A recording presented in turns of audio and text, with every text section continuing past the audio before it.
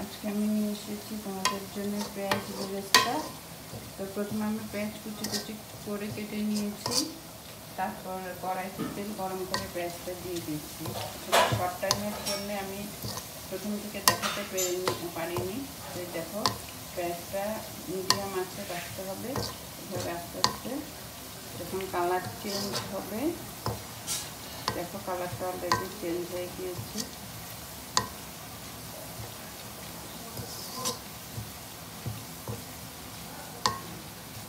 উঠানোর জন্য একটা কিছু নিয়ে আসো,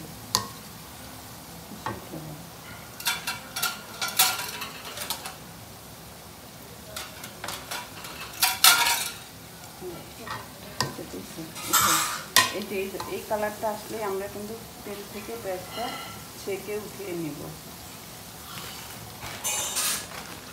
আসলে আমি অত প্রস্তুতি ছিলাম না, নর্মালি টিস্যুর উপরে রাখলেও হয়। এখানে আমি একটা প্লেট নিয়েছি, প্লেটের উপরে পেপার দিয়ে পেঁয়াজটা নিয়ে নিচ্ছি।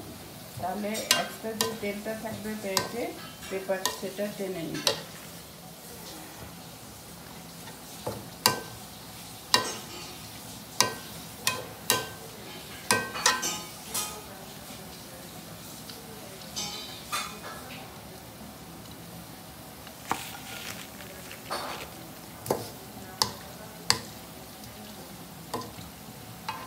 এইভাবে পেঁয়াজটা উঠিয়ে নিতে হবে।